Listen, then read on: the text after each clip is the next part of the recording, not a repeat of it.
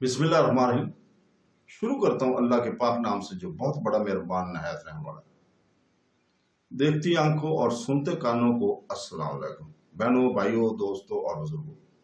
اسلامی خواتین کی علماء، صوفیہ کرام، ثقافتی ورثے، اسلامی فلسفے، اسلامی تعصب اور تاریخی خواتین کی شخصیات کی معلوماتی سیریز کی ویڈیو میں آج ہم سیتی نوردینجنا جوہانتی کی سوانح حیات کو بیان کر رہے ہیں۔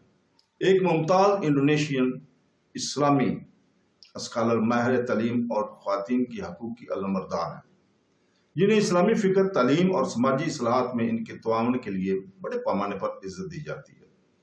وہ 15 اگست 1958 کو انڈونیشیا میں پیدا ہوئی، ایک تاریخی شہر جو اپنی فکری، ثقافتی اور مذہبی اہمیت کے لیے جانا جاتا ہے۔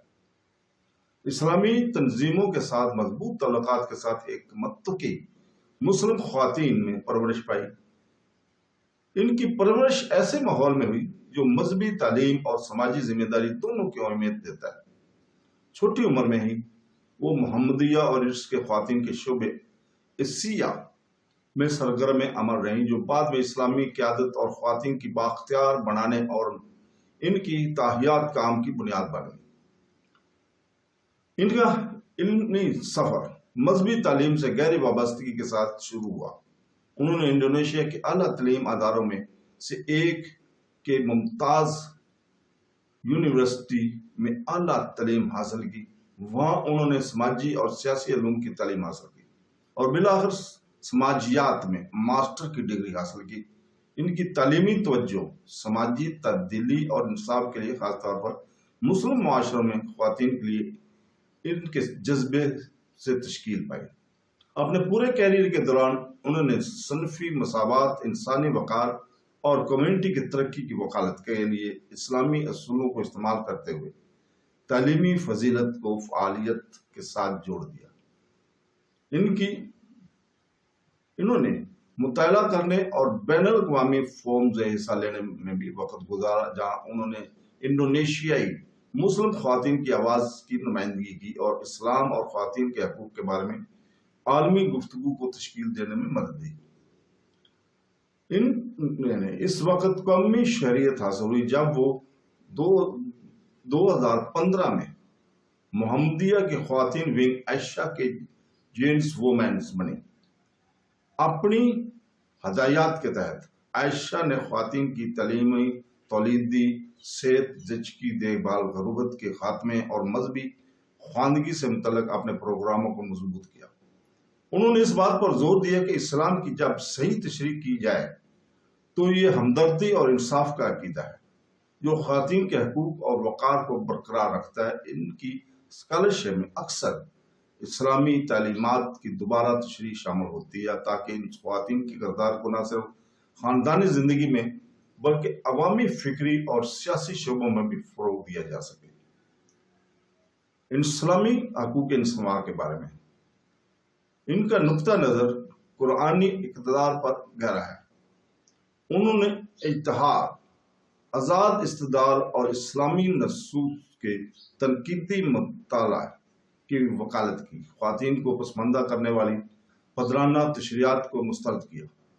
وہ مذہبی اور سماجی ماحول میں خواتین کی قیادت کی ایک مضبوط حامی تھی۔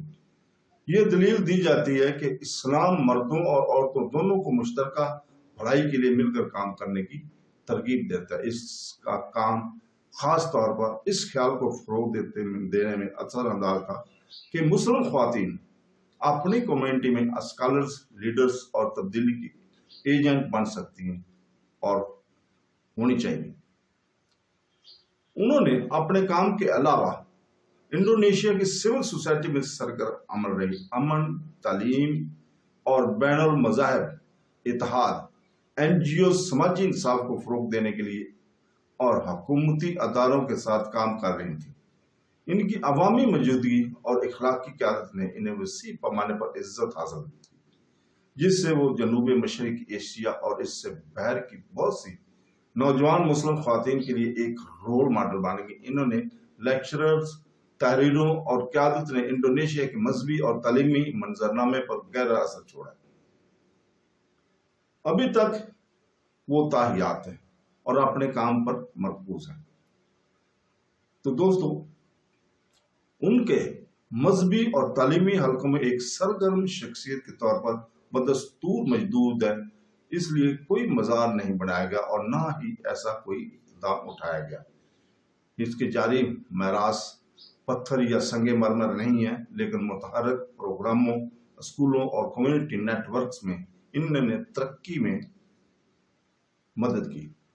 اپنی قیادت، تعلیم اور فعالیت کے ذریعے عقیدے پر مبنی اصلاحات کی علامت اور مسلم دنیا میں انصاف اور علم اور مساوات کے لیے ایک پائیدار آواز بنی ہوئی ہے۔ تو دوستو، اس کے ساتھ ہی ہم آج اجازت چاہتے ہیں۔ کل تک کے لیے، کل انشاءاللہ دوبارہ حاضر ہوں گے، اور کل ہم ڈاکٹر زیلان مورس کی سوانحیات بیان کریں گے۔ آخر میں اللہ تعالیٰ سے دعا ہے کہ وہ ہمیں قرآن پاک اور سورہ پاک کی حدیثوں پر عمل کرنے کی توفیق عطا فرمائے۔ آمین ثم آمین۔ اللہ حافظ۔